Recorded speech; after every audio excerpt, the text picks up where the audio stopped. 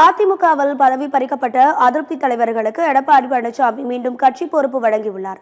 தமிழ்நாடு சட்டமன்ற தேர்தலில் எடப்பாடி பழனிசாமி தலைமையிலான அதிமுக தோல்வியடைந்து 3வது இடத்திற்கு தள்ளப்பட்டது. இதனையடுத்து அதிமுக பொதுச் செயலாளர் எடப்பாடி பழனிசாமிக்கு எதிராக முன்னாள் அமைச்சர்கள் எஸ்.பி. வேலுமணி, சி.வி. சண்முகம் தலைமையில் 25 எம்எல்ஏக்கள் தனி அணியாக செயல்பட்டு வந்தனர். மேலும் சட்டப்பேரவை நம்பிக்கை வாக்கெடுப்பின் போது எஸ்.பி. வேலுமணி தலைமையில் 20க்கும் மேற்பட்ட எம்எல்ஏக்கள் தாவேகா அரசுக்கு ஆதரவாக வாக்களித்தனர்.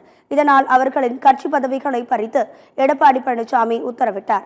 இந்நிலையில் அதிமுகவில் பதவி பறிக்கப்பட்ட அதிருப்தி தலைவர்களுக்கு எடப்பாடி பழனிசாமி மீண்டும் கட்சி பொறுப்பு வழங்கியுள்ளார். அதன்படி எஸ்.பி. வேலுமணி, நத்தம் விஸ்வநாதன் ஆகியோர் அதிமுக துணை பொதுச் செயலாளர்களாக நியமிக்கப்பட்டுள்ளனர். முன்னாள் அமைச்சர் வரகூர் அருணாச்சலம் தலைமை நிலைய செயலாளராக நியமிக்கப்பட்டுள்ளார். முன்னாள் அமைச்சர்கள் தங்கமணி, கருப்பன், எஸ்.பி. சண்முகநாதன், அன்பழகன், காமராஜ், வீரமணி, பாலகிருஷ்ணா ரெட்டி உள்ளிட்டோர் அமைப்பு செயலாளர்களாக நியமிக்கப்பட்டுள்ளனர்.